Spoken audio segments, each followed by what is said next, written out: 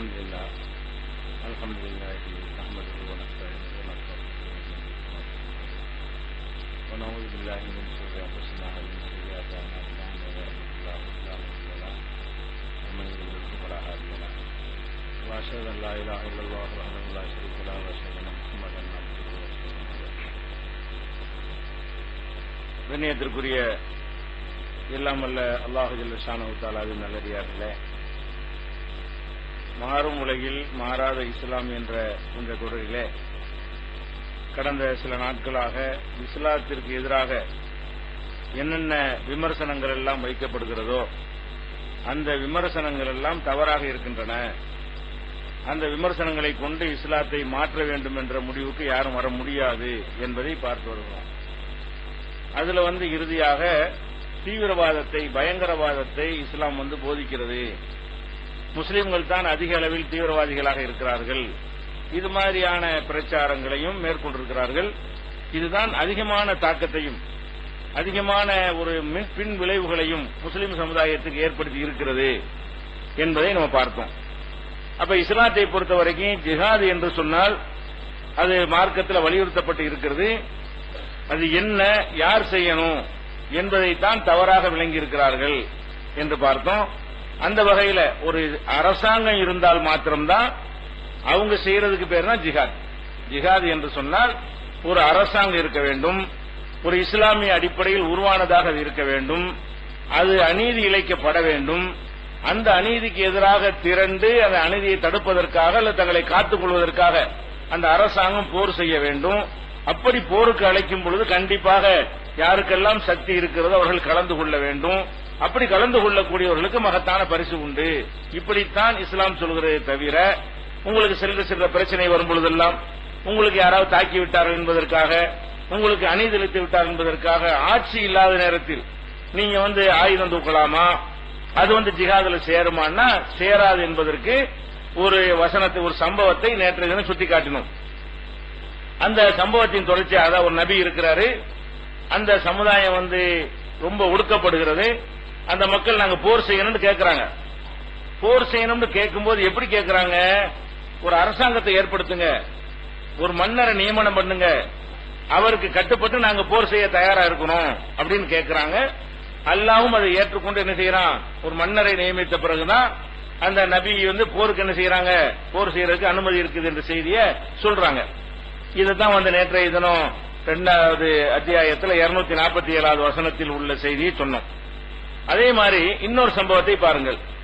இது நபிகள் நாயகம் ஸல்லல்லாஹு எதுக்கு இதை நம்ம சொல்லுகிறோம் என்று சொன்னால், நம்மள சில பேர் கூட மற்றவங்க விமர்சனம் தப்பா பண்றது ஒரு பக்கம் இருக்கட்டும், இந்த ஜிஹாது என்பதை இந்த மாதிரியான செயல்களை சில பேர் அறியாமல் செய்து கொண்டிருக்கிறார்கள்.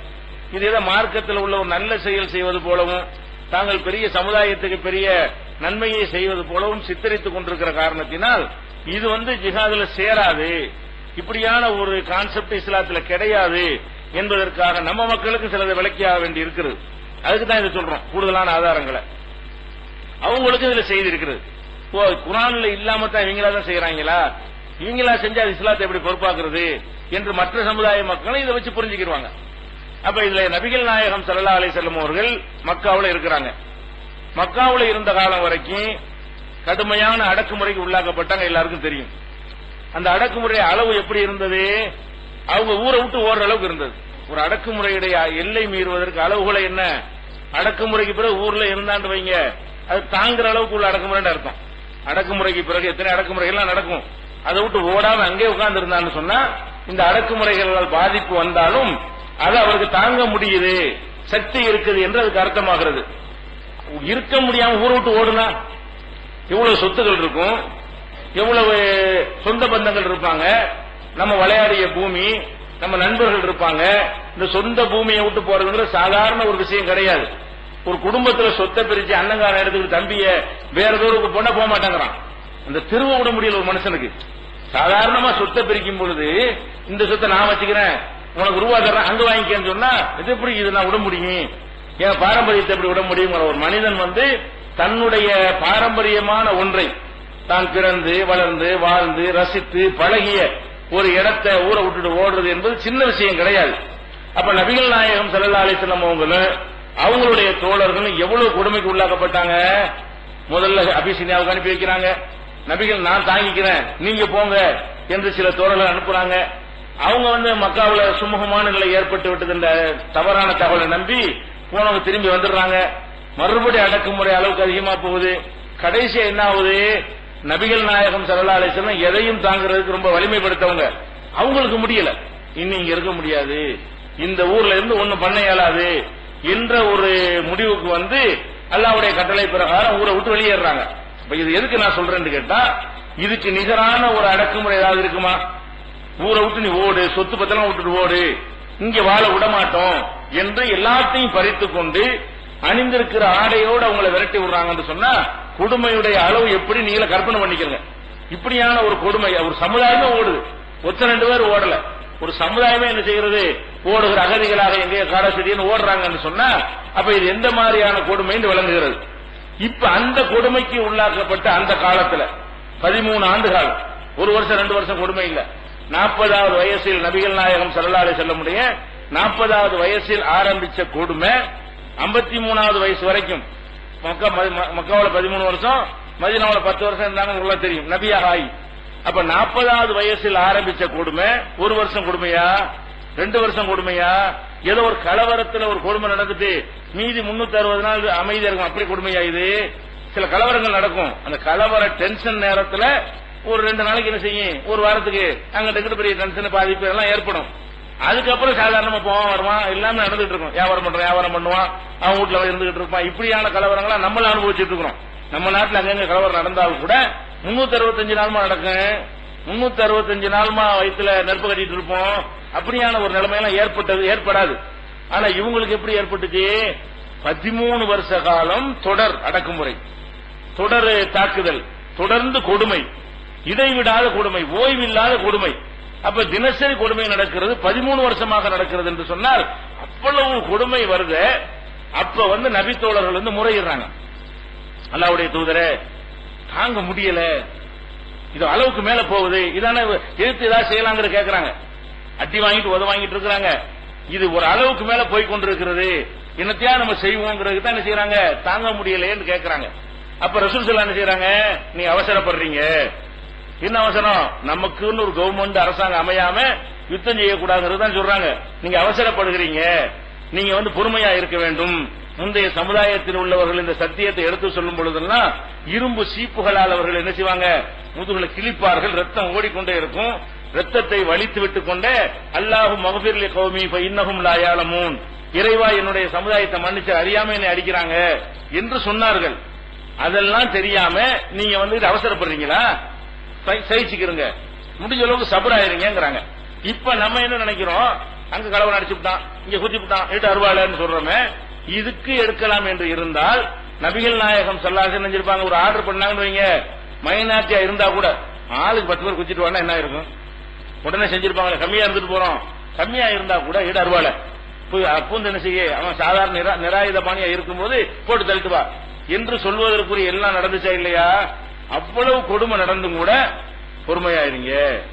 பொறுமைன்னு சொன்ன காரணம் என்ன, அதுக்குன்னு ஒரு நேரம் இருக்கு, அதுக்குன்னு அல்லாஹ்வுடைய ஆர்டர் வரணும், எப்ப செய்யணும் அப்பதான் செய்யணும். இப்ப நீங்க எதிர்த்து அடிக்காதீன்னு சொன்னாங்க. ஒரு எதிர்த்தாக்கு நடந்துச்சா? 13 வருஷ கொடுமைக்கு எதிராக ஏன் ரசூல் ஸல்லல்லாஹு அலைஹி வஸல்லம் 13 வருஷம் ஊரை விட்டு ஓடுற முடிவு எடுத்தவங்க, அது எவ்வளவு பெரிய கஷ்டம். போய் 4 பேர் போட்டு சொல்லிட்டு நீங்க சாவுங்கப்பான்னு சொல்ல வேண்டியதானே? அப்படி உத்தரவு போட்டிருந்தா அவனும் பயப்படுவானா இல்லையா? சாவ துணிச்சிடணும்னு வைங்க, சின்ன கூட்டத்துக்கு பெரிய கூட்டம் பயந்துருவான். பெரிய கூட்டமா இருந்து அடைக்கி ஆடுறான்லாம் கிடையாதுங்க. சின்ன கூட்டமா இருக்கிறவன் சாவத்தானடா போறோம், 10 பேர் செத்தா 100 பேர் காலி பண்ணுவோம் இறங்கினாண்டா என்ன ஆகும்? மத்தவன் தான் பயந்து வாழ்ற மாதிரி நிலைமையாரு. இவனுக்கு வாழ்க்கை பிரச்சனை, அவன் சொகுசா வாழ்வதற்கு தான் இந்த மிரட்டெல்லாம் பண்ணிட்டு இருக்கான். அப்படின்னு முடிவு எடுத்தால் அவர்களுக்கு ஒரு கிளியை ஏற்படுத்தலாம், பயத்தை ஏற்படுத்தலாம் என்று யோசித்து விட்டு அடி போய் வெட்டிட்டு வா என்று சொல்லலாமா இல்லையா? மக்காவில் இருந்த ஒரு காலம் வரைக்கும் 13 வருஷ கொடுமைக்கு எப்பாவது இப்படி செஞ்சாங்களா? அவங்க செய்யாத ஒன்று அதை விட கம்மியான துன்பத்தை அனுபவிக்கிறவங்க எப்படி செய்யலாம்? அவங்க செய்யல, அவ்வளவு கடுமையான துன்பம் இருந்தும் செய்யவில்லை. அதை விட குறைவான துன்பத்தை அனுபவிக்கிற ஒரு கட்டத்தில் எப்படி அது மார்க்க அனுமதிக்கும்? பிறகு என்ன ஆகுறது? மதீனாவுக்கு போறாங்கன்னா அங்க போய் ஒரு மக்கள் செல்வாக்கை பெற்று அந்த மக்கள் நல்ல மக்களா இருக்கிறாங்க, ரசூல் ஸல்லல்லாஹு அலைஹி வஸல்லம் போதனை எல்லாம் ஏற்றுக்கொள்றாங்க, இஸ்லாம் கொஞ்சம் கொஞ்சமா மெஜாரிட்டி ஆகுறது. யூதர்கள் கைவசத்துல இருந்த அந்த மதீனா நகரம் ரசூல் ஸல்லல்லாஹு அலைஹி வஸல்லம் கையில வருது. மதீனா மட்டும் வராம சுத்தி உள்ள கிராமங்கள் ஒண்ணு என்ன செய்யுது, போர் செஞ்சு அல்ல, கொள்கையால் ஈர்க்கப்பட்டு கொள்கையின் பக்கம் மக்களை ஈர்த்து என்ன செய்கிறது, அந்த சாம்ராஜ்யமாக விரிவடைந்து கொண்டே போய் வளர்ந்து கொண்டிருக்கிறது. இப்படிப்பட்ட நேரத்தில் அல்லாஹ் ஒரு வசனத்தை சொல்றான். என்ன சொல்றான், நீங்க இங்க இருக்கிறீங்க மதீனாவுல, நீங்க வலிமையா இருக்கிறீங்க, ஆட்சி அமைச்சிட்டீங்க, உங்களுக்கு ஒரு ஸ்ட்ராங்கான ஒரு தலைமை இப்ப இருக்கிறது. நீங்க எந்த ஊர்ல இருந்து வந்தீங்களோ அந்த ஊரை கொஞ்சம் சிந்திச்சு பாத்தீங்களா அல்லாஹ் கேட்கறான். அந்த வசனத்தை சொல்ல போனேன் 4வது அத்தியாயத்துல 75வது வசனம். அதுல அல்லாஹ் என்ன சொல்றான்னு கேட்டா, மக்காவுல ஒரு ஊரை சொல்லல, மக்காவை தான் சொல்றாங்க. வசனத்தை பார்த்தா விளங்கும். அங்க என்ன செய்யறாங்க, பலவீனமான ஆண்கள் இருக்கிறாங்க, பலவீனமான பெண்கள் இருக்கிறாங்க. மைனாரிட்டியா மெஜாரிட்டிக்காரனால் அடக்கப்பட்ட பலவீனம் தானே. பலவீனமான ஆண்கள் அந்த ஊர்ல இருக்கிறாங்க, பலவீனமான சிறுவர்கள் இருக்கிறாங்க. அவங்க எல்லாம் என்ன சொல்றாங்க, ரப்பனா அக்ரிஜ்னா மின் ஹாதிஹில் கரியத்தில் லாலிமி அகுலுகா, இந்த அநியாயக்கார மக்கள் வாழ்கிற ஊரை விட்டு யா அல்லாஹ் எங்களை வெளியேற்றிரு என்று கொடுமைப்படுத்தப்பட்டுக் கொண்டிருக்கிறார்கள். நீங்க புறப்பட்டு வந்துட்டீங்க, உங்களை மாதிரி கொடுமைப்படுத்தப்பட்ட படுகிற ஒரு கூட்டம் இன்னும் எங்க இருக்கிறது, மக்காவுல இருந்து கொண்டிருக்கிறார்கள். ஊரை விட்டு வெளியேற விட மாட்டேங்கிறாங்க. இப்ப முதல்ல வெளியேறிட்டாங்கல்ல, வெளியேறின ஆளுக்கு வரைக்கும் வெளியேறிட்டாங்க. அதுக்கப்புறம் அதே ரவுண்ட் பண்ணிட்டான், வெளியே விட மாட்டோம், இங்க ஒழுங்கா வாழவும் விட மாட்டோம், உங்க சித்திரவதை பண்ணிக்கிட்டே இருப்போம் என்ற அளவுக்கு உள்ளூர்ல இருக்கிற மக்களை கொடுமைப்படுத்துகிறார்கள். அதை பத்தி அல்லாஹ் கேட்கிறான், வமாலக்கும் உங்களுக்கு என்ன நேர்ந்தது, லா துகாத்திலூன ஃபீ ஸபீலில்லாஹ், அல்லாஹ்வுடைய பாதையில் போர் செய்யாமல் இருக்க உங்களுக்கு என்ன வந்தது? ஏன் போர் செய்யாம போர் அல்லாஹ்வே தூண்டுறான். யாருக்கு தூண்டுறான், மதீனாவில் இருக்கிற ஆட்சியாளருக்கு ரசூல் ஸல்லல்லாஹு அலைஹி வஸல்லத்துக்கு ஆர்டர் பண்றான். எப்படி பண்றான்னு கேட்டா, வல் முஸ்தல்ஆபீன மினர் ரிஜாலி வன் நிசாஇ வல் வில்தான், சிறுவர்கள் பெண்கள் ஆண்கள் என்று பலவீனமானவர்கள் அங்கே இருந்து கொண்டிருக்கும் பொழுது, அல்லதீன யகூலுன அவர்கள் சொல்லிக் கொண்டிருக்கும் பொழுது என்ன சொல்றாங்க, ரப்பனா அக்ரிஜ்னா மின் ஹாதிஹில் கரியத்தில் லாலிமி அகுல்ஹா, அநியாயக்கார மக்கள் வாழ்கிற அந்த ஊரை விட்டு எங்களை இப்படியா வெளியேற்ற அல்லான்னு கேட்டுட்டு இருக்காங்க. அவங்க வெளியேறவும் முடியாம ஒடுக்குமுறை உள்ளாக்கப்பட்டிருக்கிறாங்க. அவங்கள காப்பாற்ற நீங்க ஏன் போர் செய்யலன்னு, அவங்கள போர் செய்ய சொல்லல. அடி வாங்கிட்டு இருக்கிறீங்கன்னா திருப்பி கொடுறான்னு அவனுக்கு சொல்லல. யாருக்கு, எந்த ஊர்ல அடி வாங்கிட்டு இருக்கிறானோ, எந்த ஊர்ல உதவாங்கி கொண்டு சகாபாக்கள் இஸ்லாத்தை ஏற்றவர்கள் இருக்கிறார்களோ அவங்களுக்கு உத்தரவு போட்டு எவ்வளவு நாள் அடி வாங்கிட்டு இருப்ப, திருப்பி கொடுக்குறியா இல்லையா என்று உத்தரவு போட்டு அந்த மெசேஜ அல்லாஹ் வந்துருச்சுன்னு ஒரு ஆள் மூலமா சொல்லி அனுப்பிட்டா அங்க அவங்க ஏதாவது பதிலடி கொடுப்பாங்க. அல்லாஹ் என்ன சொல்றான், அவங்களுக்கு கடமை, உனக்கு கடமை. நீ ஆட்சியில் இருக்கிறீங்க, அவங்க ஆட்சியில இல்ல. நீங்க ஆளு அதிக படை பலம் வச்சிருக்கிறீங்க, அவங்க பலவீனமா இருக்கிறார்கள். அங்க ஒடுக்கப்பட்டார்களே, ஆனால் உங்கள்ட்ட ஆட்சி இருக்கும்போது நீங்க போய் என்ன செய்யணும், அவங்களை காப்பாத்தினீங்க. அவங்க உங்க சொந்த பந்தம் தானே. அங்க ஒடுக்குமுறைக்கு ஆளாக்கப்படுறா யாரு, ரசூலுல்லாஹ்வுடைய அப்பா, சின்ன அப்பா, பெரியப்பா, இந்த மாதிரி சொந்தக்காரர்கள் தானே இருப்பாங்க.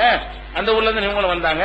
அப்ப உங்க மக்கள் இஸ்லாத்தை நீங்க வந்த பிறகு இஸ்லாத்தை ஏற்றுக்கொண்டு பலவிதமான துன்பங்களை அனுபவித்துக் கொண்டிருக்கும் பொழுது நீங்க எதுக்காக வேண்டி போர் செய்யாம இருக்கிறீங்க?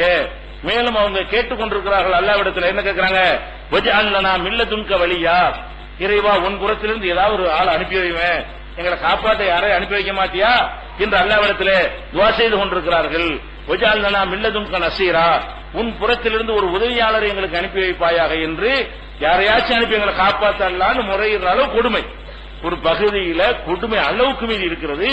அதுவும் அவங்க எதுவும் தப்பு செஞ்சதுக்கான கொடுமையா, அவங்க என்ன தப்பு பண்ணாங்க, திருநதுக்காக கொடுமைப்படுத்துறானா, கொள்ளையடிச்சதுக்கு கொடுமைப்படுத்துறானா, கொலை செஞ்சது கொடுமைப்படுத்துறானா, ஒரே இறைவன் என்று ஒரு கொள்கையை சொன்னதற்காக வேண்டி வேற ஒன்றும் செய்யல. அவங்க அந்த கொடுமைக்கு உள்ளானவங்க செஞ்ச ஒரே தப்பு என்ன, அல்லாஹ் ஒருவன் தான், அவனை மட்டும்தான் நாங்கள் வணங்குவோம் என்று சொன்னார்களே, அந்த ஒரு காரணத்திற்காக வேண்டி இவ்வளவு கொடுமைக்கு உள்ளாக்கப்படும் பொழுது நீ எப்படி ஆட்சியை வச்சுக்கிறான், நீ எப்படி பார்த்துட்டு இருக்கிற நல்லா கேட்கறான். இதுல என்ன நம்ம விளங்க வேண்டிய மேட்ரு என்ன, கொடுமைக்கு இன்னும் உள்ளாக்கப்படுறாங்க. அப்படி இருந்தும் கூட நீ கையெழுத்து நீட்டக்கூடாது. கொடுமைக்கு உள்ளாக்கப்பட்ட உடனே போர் செய்யறது கடமையாகாது. ஆனால் யார் செய்யணும், யாருக்கு அல்ல ஆட்சி அதிகாரத்தை கொடுத்து விட்டானோ அவங்க செய்ய வேண்டும் என்று அல்லாஹ் என்ன செய்யறான் சொல்லி காட்டுகிறான். இது இது உலகம் பூரா ஏற்றுக்கொண்ட ஒரு விஷயம் தானே. இது உலகம் பூரா ஒரு பகுதியில கொடுமை தாண்டவம் ஆடுறதாக நினைத்து அந்த மக்கள் நம்முடைய உதவியை கேட்பார்களேயானால் அப்ப நம்ம படையெடுத்து போவது என்பது அது ஒரு கொடூரமானதாகவோ அது ஒரு தீவிரமானதா உலகம் கருதி இருக்குதா? இல்ல.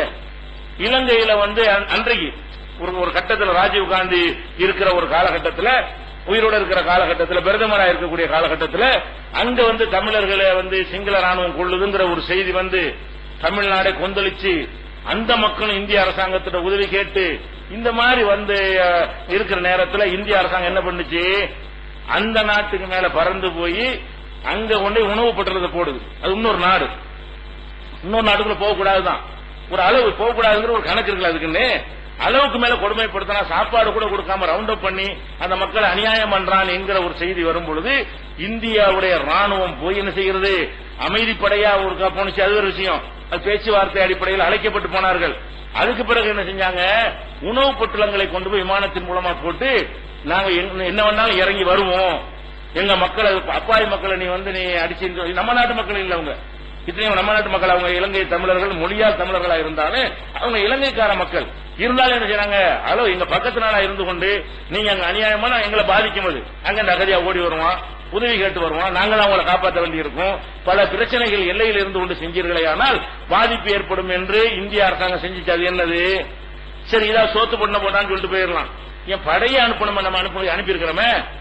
பங்களாதேஷ் பாகிஸ்தானா தானே இருந்துச்சு, இப்ப பங்களாதேஷ்ங்கிறாங்களே, அது நாடு சுதந்திரம் அடையும் போது பங்களாதேஷா, நாடு சுதந்திரம் அடையும் போது அது பாகிஸ்தான். பாகிஸ்தான்ல வந்து கிழக்கு பாகிஸ்தான் மேற்கு பாகிஸ்தான் என்று இரண்டாக பிரித்திருந்தார்கள். அந்த கிழக்கு பாகிஸ்தான் என்பது அது வந்து அந்த கிழக்கு பாகிஸ்தான் என்பது இது வங்காளம், மேற்கு பாகிஸ்தான் என்பது இப்ப இருக்கிற பாகிஸ்தான். அதாவது பஞ்சாபை இரண்டாக பிரிச்சாங்க இல்லையா, பஞ்சாப் மாகாணத்தை இரண்டாக பிரித்து அதையும் பாகிஸ்தான் வச்சுட்டாங்க.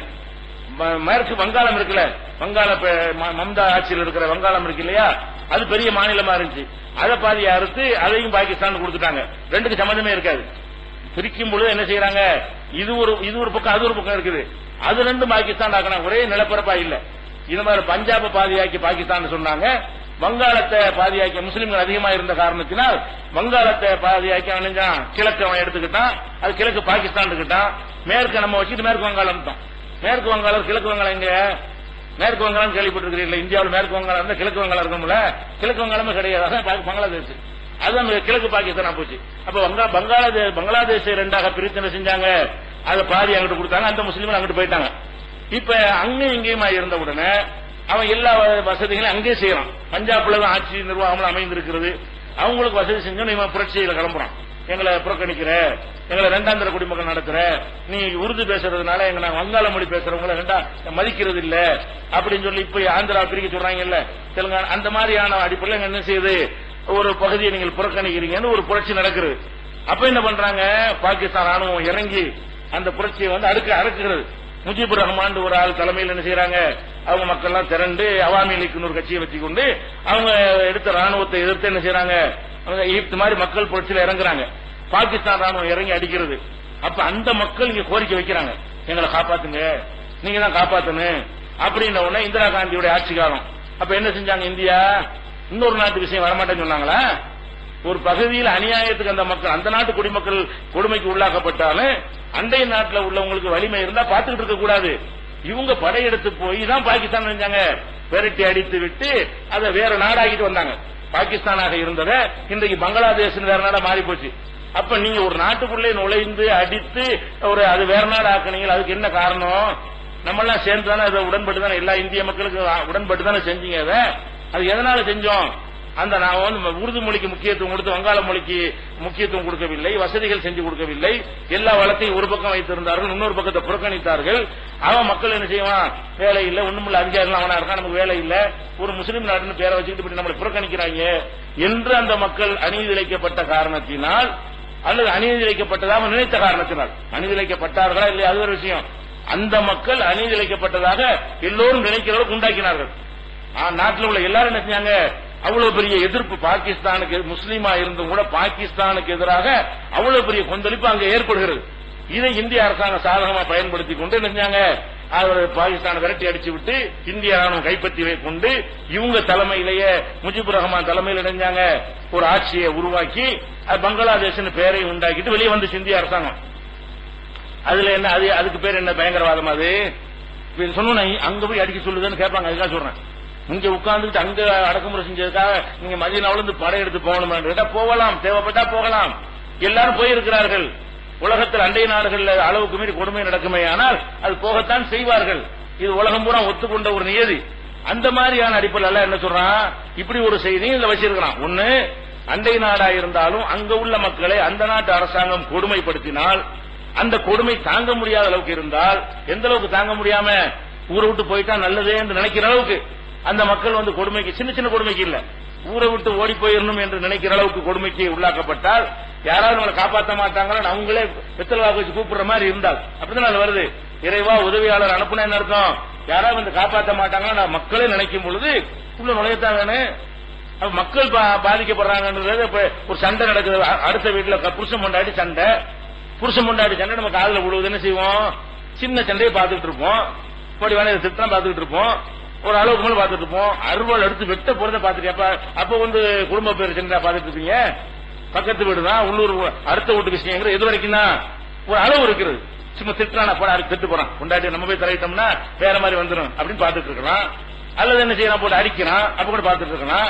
வாசல்ல நிப்பாடி வீட்டுக்குள்ள வராதுங்கிறான், அப்ப கூட பார்த்துட்டு இருக்கலாம். ஒரு அளவுகளை புருஷன் பண்ணாடி சண்டை எப்படி ஏதாவது இருக்கேன், நான் இன்னைக்கு அடிச்சுக்கணும் சேர்ந்துக்கிறாங்கன்னு இருக்கலாம். அருவாள் எடுத்து வெட்டுறாங்க, கையை ஓங்கிட்டான் பாக்குறீங்க, புருஷன் பண்ணாடி இருப்பீங்களா, தடுப்பீங்களா? என்ன செய்யணும் நம்ம? அந்த மாதிரி தான் இது. ஒரு லிமிட்டுக்கு மேல போகும்போது அடுத்தவங்க எதுவும் தலையிடலாம். சக்தி உள்ளவங்க, பலம் உள்ளவங்களா இருந்தால் அடுத்தவங்க மேட்டர்ல தலையிடுவதற்கும் என்ன இருக்கிறது, உரிமை இருக்கிறது. அந்த அடிப்படையில் அல்லாஹ் என்ன சொல்றான்னு கேட்டா, நீங்க தலையிடுங்க. ஆனா பாயிண்ட் எதுக்கு நான் சொல்றேன், சண்டை செய்யுமாறு யாருக்கு அல்ல உத்தரவு போடல. அடக்குமுறைக்கு இன்னொருத்தன ஆதிக்கத்தில் இருந்து கவர்மெண்ட் இல்ல, ராணுவம் இல்ல, படை இல்ல, பலம் இல்ல, ஒண்ணும் இல்ல, அடிச்சுட்டு இருக்கும் யுத்தத்துக்கு போறேன்னா எப்படி செய்ய முடியும் உனக்கு என்ற காரணத்திற்காக வேண்டி இவங்களை செய்ய சொல்றோம். நீ செய்யக்கூடாது, உனக்கா அவங்க செய்வாங்க. உன்கிட்ட அரசாங்கம் இல்ல, உனக்கு கடமை இல்ல, அவங்கள்ட்ட அரசாங்கம் இருக்கிறது மதீனாவுல, அவங்க தான் உனக்காக செய்வாங்க என்கிற ஒரு மெசேஜ் எதை காட்டுகிறது? இஸ்லாத்தை பொறுத்த வரைக்கும் யுத்தம் என்று ஜிஹாத் என்பதாக இருந்தால் அவன் எடுத்துட்டு அருவாங்கத்தி தூக்கிட்டு குண்டை தூக்கிட்டு போறதுக்கு பேர் என்ன இல்ல, ஜிஹாது கிடையாது. நீ பிரதமரா, நீ ஜிஹாது செய்யறா, நீ பிரதமரா ஜனாதிபதியா, எந்த நாட்டில இருந்து யுத்தம் செய்யறன்னு கேட்கணும். எந்த நாட்டில ஜிஹாது பண்ற, எந்த அரசாங்கத்தின் சார்பா செய்யற, இதுக்கு ஆன்சர் இல்லைன்னா அதுக்கு பேர் என்ன இல்ல, ஜிஹாது இல்ல. இந்த அல்லாஹ்வுடைய ரசூல் ஸல்லல்லாஹு அலைஹி வஸல்லம் வாழ்க்கையும் அல்லாஹ்வுடைய இந்த 4:75 வசனம் நமக்கு சொல்லுகிறதா இல்லையா? அப்ப இதுதான் ஜிஹாதுங்கிறது. இதான் வழங்க மாட்டேங்கிறாங்க. ரசூல் ஸல்லல்லாஹு அலைஹி வஸல்லம் வரலாற்றில் நடந்த போர்கள் எல்லாம் ஆட்சியாளர் வந்த பிறகு அந்த 10 ஆண்டில் நடந்ததுதான். அது கூட அநியாயத்தை எதிர்த்து நடந்ததுதான்.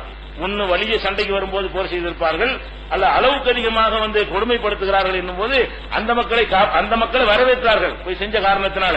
அந்த மாதிரியான ஒரு நேரத்தில் நினைஞ்சாங்க, மக்கா வெற்றி ரசூலுல்லாஹ் போனாங்களா இல்லையா? மக்காவை வெற்றி கொள்வதற்கு போனாங்க. போனா ஒருத்தன் கத்தி எடுத்தானா? ரசூல் ஸல்லல்லாஹு அலைஹி வஸல்லம் வெற்றி வீரரா உள்ள போறாங்கல்ல, அங்க என்ன நிலைமை, ஒருத்தன் வரமாட்டாங்களான்னு மக்கள் ஏங்கி கொண்டிருந்த நேரத்தில் சில கெடுபடியான தலைவருடைய அராஜகத்தினால் இந்த கொடுமை நடந்திருக்கிறது. மக்கள் சப்போர்ட் இல்ல, அதனாலதான் உருசுட்டு ரத்தம் சிந்தாம மக்கா கைப்பற்றினாங்க. மக்களோட யுத்தம் செய்யவே இல்லை, யுத்தத்துக்கு தான் போனார்கள். போனா எல்லா வீட்டுக்குள்ள கதை பிடி உட்காந்துருக்காங்க, இவனு நடமாட்டதே காணாம். அப்படி சாதாரணமா சொந்த ஊரே தான் அது. அப்ப சொந்த ஊருக்கு நம்ம ஒரு ஜனாதிபதி தன்னுடைய நாட்டுக்குள்ள போற மாதிரி நினைச்சாங்க. அப்படி ரசூல் ஸல்லல்லாஹு அலைஹி வஸல்லம் உள்ள போனாங்க. எல்லாம் அடைக்கலம் கொடுங்கன்னு கெஞ்சுற அளவுக்கு வந்தாங்க. அதுல என்ன விளங்குறது, மக்கள் இதை விரும்புறாங்க. உன்னை விரும்பல, நீ அடிக்க உதைக்கிற வன்முறையாக விரும்பல, முகமது நபி வர வேண்டும் என்று எல்லாரும் ஆசைப்பட்டார்கள். வரும்போது ஒரு சண்டை நடக்கல, காட்டுதல் ஆதாரம். ஒரு சண்டை எதிர்த்து எப்படி எங்க நாட்டுக்குள்ள நுழையிறன்னு மக்காவில் ஒருத்தர் கேட்கலையே. அப்ப அந்த அளவுக்கு ஒரு மாற்றம் ஏற்படக்கூடிய நேரத்தில் கண்டிப்பாக அண்டை நாடா இருந்தாலும் தலையிடலாம். அதுவும் ஜிஹாது தான். அநீதி இழைக்கப்படணும், ஒன்னு உனக்கு அநீதி இழைக்கப்படணும், அல்ல அந்த நாட்டு மக்களுக்கு அநீதி அளவுக்கு மிஞ்சின. எல்லா இடத்துலும் சின்ன சின்ன அநீதி இருக்கதான் செய்யும், அளவுக்கு டோட்டலாவே அநீதி இழைக்கப்பட வேண்டும். அப்பதான் ஜிஹாது என்று இதுல வழங்குதா இல்லையா? இதுலயும் வழங்குறது. அடுத்து என்னன்னு கேட்டா, சரி நம்ம அரசாங்கம் தான் அமைச்சிட்டோம், நம்ம ஒரு இஸ்லாமிய ஆட்சி நிறுவியாச்சு, எல்லாம் குர்ஆன் ஹதீஸ் அடிப்படையில் உள்ளக்கூடிய நன்மக்களையா திரட்டி ஒரு அரசாங்கத்தை உருவாக்கி ஒரு ராஜாங்கத்தை அமைச்சு விட்டோம். அப்ப கூட உடனே போர் கடமையாகும் ஆகாது. போர் எப்ப கடமையாகும்? அரசாங்கம் இருந்தா கூட யாரோட போர் செய்ய போற, யாரோட ஜிஹாது செய்ய போற, அதை எடை போடணும். அவன் பலம் என்ன, ஓம்பலம் என்ன, அதை பார்க்கணும். ஓம்பலத்தையும் அவன் பலத்தையும் எடை போட்டு பார்த்துட்டு தான் என்ன செய்யணும், யுத்தத்துக்கு போகணும். படைபலம் கம்மியா இருந்தால் ஜிஹாது கிடையாது. ஏன், நம்மகிட்ட ஒரு 100 ராணுவ வீரர் இருக்காங்கன்னு வைங்க, அவன் 1,00,000 ராணுவ வீரர் வச்சுக்கான்னு வைங்க, இது சண்டைக்கு போனா அது போரா தற்கொலையா? நம்மகிட்ட இருக்கு 100, அவன்கிட்ட இருக்கு 1,00,000. 1,00,000 பேர் 100 பேர் இறக்கி விட்டா அதுக்கு பேர் என்ன? எவனாச்சும் போரும்பானா? போர்ல ஒரு சம நிலை இருக்கணுமா இல்லையா? கொஞ்சமா இருக்கணுமா இல்லையா? 1,00,000 பேருக்கு 100 பேர் நாங்க வரணும்னு கூட என்ன செய்வான், ஒரு மிதி சாப்பிட்டு போயிருப்பான். இந்த 100 ஆட்சி இருந்துட்டு சொல்லிக்கிட்டாவது இருக்கலாம், அதையும் காலி பண்ணிடுவாங்க. இந்த 100 பேர் இருக்கிறது நீ வந்து போருக்குன்னு போனீங்கன்னா சொல்றது நீ இருக்கவே மாட்டேன். அப்ப அல்லாஹ் என்ன செய்யறான், போர்ன்னு சொல்லி வெறிய ஊட்டி போய் சண்டை போட்டு தூண்டி விடல இஸ்லாம் என்ன செய்கிறது, அழகான வழிகாட்டுது. அல்லாஹ் சொல்றான், யா அய்யுஹன் நபியு, நபியே ஹர்ரில் மூமினின் அலல் கித்தால், யுத்தம் செய்ய தேவை ஏற்படும் பொழுது அதற்கு மக்களை நீங்கள் ஆர்வப்படுத்துங்கள், பயப்படக்கூடாது. யுத்தம் என்று செய்தால் சொந்தத்துக்காக செய்யறோம், அநியாயத்தை எதிர்த்தான செய்கிறோம், அதனால ஆர்வம் ஊட்டுங்கள் சொல்லிட்டு அல்லாஹ் சொல்றான், ஈயக்கும் மின்கும் இஸ்ரூன சாபிரூன, உங்கள சகிப்புத்தன்மை உடைய 20 பேர் இருந்தால், அல்லாஹ் சொல்றான் உங்கள வந்து சகிப்பு எது வந்தாலும் தாங்கிக்கிறோம், வெட்டு குத்துமா பயப்பட மாட்டோம் என்கிற நிலையில் உள்ள ஒரு 20 பேர் உங்கள்கிட்ட இருப்பார்களே, ஆனால் எகலிபு மேத்தைனி 200 வெல்லலாம். நீங்க 20 இருந்தா எத்தனை வெல்லலாம், 200 வெல்லலாம். அப்ப 10க்கு 100, 20க்கு 200 என்ன அர்த்தம், 10க்கு 100, 1க்கு 10. அது நீங்க ஒரு ஆள் இருந்தால் என்ன செய்யலாம், 10 பேரை வெல்லலாம். ஒய்யக்கும் மின்கும் மேத்துன், உங்கள 100 பேர் இருப்பீர்களே, ஆனால் எகலிபு அல்பமின் அல்லதின கபரு, நிராகரிக்கின்ற மக்களில் 1000 பேரை வெல்லலாம் அப்படின்னு சொல்லிட்டு, என்ன அன்னஹும் கௌமுல் லா யஃகஹூன், அவங்க விளங்காத மக்களா இருக்கிறதுனால நீங்க வந்து மறுமை வாழ்க்கை எல்லாம் விளங்கி வச்சிருக்கீங்க, சாவு வாழ்வது பெரிய பிரச்சனை கிடையாது, விளங்க வேண்டியது சரியா விளங்கி இருக்கிறீங்க, மரணத்துக்கு பயப்பட மாட்டீங்க, அதனால உங்கள 100 இருந்தால் இத்தனை வெல்லலாம், 1000 வெல்லலாம் என்று அல்லாஹ் சொல்றான். இதுல என்ன விளங்குது, 1க்கு 10 பணம். எப்ப சண்டைக்கு போகணும், ஆரம்பத்தில் உள்ள நிலைமை, நம்ம வந்து அவன் 1 லட்சம் இருந்தா நம்ம எவ்வளவு 10,000 இருக்கணும், 1 லட்சம் இருந்தா எவ்வளவு இருக்கணும், 1க்கு 10, 20 வந்து 200 வெல்லலாம், 100 வந்து 1000 வெல்லலாம்னு சொன்னா, அப்ப 1 லட்சத்தை வெல்வதற்கு எவ்வளவு வேணும், 10,000 பேர் வேணும். இப்படி சொல்லிட்டு அது ஒரு நேரத்தில் அனுமதிச்சிருந்தான், அப்படி கடமையாக்கியிருந்தான் போர் செய்யறது. அப்புறம் அடுத்த வசனத்தில் அல்லாஹ் என்ன செய்யறான், அதுக்கு சலுகை கொடுக்குறான். எப்படி கொடுக்குறான், அல் ஆன ஹஃபல்லாஹு அன்கும், இப்ப நான் உங்களுக்கு லேசாக்கி விட்டேன். அதுவும் இல்ல, 1க்கு 10 இருந்தா கூட யுத்தம் செய்ய முடியாது. என்ன எதனால, அலிம அன்னபீக்கும் லோபன், உங்கள்கிட்ட பலவீனம் ஏற்பட்டு விட்டது என்பதை நான் அறிந்து வைத்திருக்கிறேன். இப்ப உங்களுக்கு லேசாக்கிட்டேன். ஏன்னு கேட்டா நீங்க பழைய மாதிரியான உறுதி கிடையாது, ஆரம்பத்தில் இருந்த உறுதி குறைஞ்சு போச்சு, அதனால உங்கள்கிட்ட பலவீனம் இருப்பதை நான் நினைஞ்சிருக்கிறேன், அறிந்திருக்கிறேன். ஈயக்கும் மின்கும் மேத்தும் சாபிரத்தும், உங்கள சகிப்புத்தன்மையுடைய 100 பேர் இருப்பீர்களே, ஆனால் எகலிபு மேத்தை நீ 200 வெல்லலாம், 100க்கு 200 அப்படின்னு சொல்லிட்டு, ஈயக்கும் மின்கும் அல்புன், உங்களில் 1000 பேர் இருப்பார்களே, ஆனால் எகலிபு அல்பைனி 2000 பேரை வெல்லலாம். பிஇذنில்லா வல்லாஹு மஅ ஸாபிரீன் அப்படின்னு சொல்றான். அல்லாஹ் பொறுமையாக இருக்கிறான். இது 8வது அத்தியாயத்துல 65, 66 வசனங்களில் சொல்லி காட்டுகிறான். அப்ப ஆரம்ப கட்டத்துல போர் எப்ப கடமையா இருந்துச்சு, 1க்கு 10ங்கிற நேரத்தை அந்த கணக்கு இருந்தால் போர் செஞ்சிடணும். அநியாயம் பண்றான், பக்கத்தில் உள்ள நாடு அநியாயம் பண்றான், அவன்கிட்ட வந்து 1 லட்சம் பேர் இருக்கிறாங்க, நம்மள்ட்ட 10,000 பேர் தான் இருக்கிறாங்க, ஏத்து நின்ற வேண்டியதான். அநியாயம் பண்றான்னு செய்ய வேண்டியதான், அடக்குமுறை செஞ்சான்னா ஏத்து நீங்க களத்துல இறங்க. இது ஆரம்பத்தில் ஒரு கட்டம் இருந்தது. அல்லாஹ் என்ன செஞ்சான், 10,000க்கும் 1 லட்சத்துக்கும் சரியா வராது, உங்கள்ட்ட ரொம்ப பலவீனம் ஆயிடுச்சு அப்படின்னு சொல்லிட்டு இப்ப என்ன பண்ணிட்டான்னு சொன்னா, அவன் 1 லட்சம் இருந்தான்னா உன்கிட்ட 50,000 இருக்கணும். எப்ப யுத்தம் கடமையாகும், நம்மள்ட்ட ஒரு நாடு இருக்கு, நாடே இருந்தால் கூட நம்மள்ட்ட இருக்கிறது 1 லட்சம், எதிரிட்ட இருக்கிறது 2 லட்சம், இப்பதான் போர் கடமை. அவன் 3 லட்சமா இருந்தா கூட நீங்க என்ன செய்யக்கூடாது, கொஞ்சம் இணைங்க நடிச்சு போயிட வேண்டியதான், மக்களை காப்பாற்றணும். நீங்க பாட்டுக்கு யுத்தம் செய்ய, வீம்புக்கு போய் யுத்தம் செய்ய போய் சேதாரம் அதிகமாகி போயிடும். இவ்வளவுதான் 7 அல்லாஹ் சொன்னா, அதுக்கு மேல லாஸ் ஆகும் அர்த்தம். அல்லாஹ் ஒரு கணக்க சொல்றான்னு சொன்னா, இதுக்கு குறைவான பலத்தை வைத்துக் நீங்கள் இறங்கினீர்களே, ஆனால் சேதாரம் உங்களுக்கு தான் அதிகமாகும். அல்லாஹ் காட்டின வழியா இல்லாத காரணத்தினால் உங்களுக்கு தான் நஷ்டம் அதிகமா ஏற்படும், இழப்பு உங்களுக்கு தான் ஏற்படும். நீங்க 1 லட்சம் போய் 3 லட்சத்துக்கு மோதக்கூடாது, 3 லட்சம் பேரோட போய் மோதினீங்களே, ஆனால் 1 லட்சம் காணாம போயிருவீங்க. 2 லட்சம் இருந்தா மோதி பாருங்க. எப்ப இதெல்லாம் ஆட்சி இருக்கணும், பிளஸ் அநியாயம் இழைக்கப்படணும். சும்மா அண்டை நாடா இருக்கனால பலத்தை பாத்திரமான சண்டைக்கு போடக்கூடாது.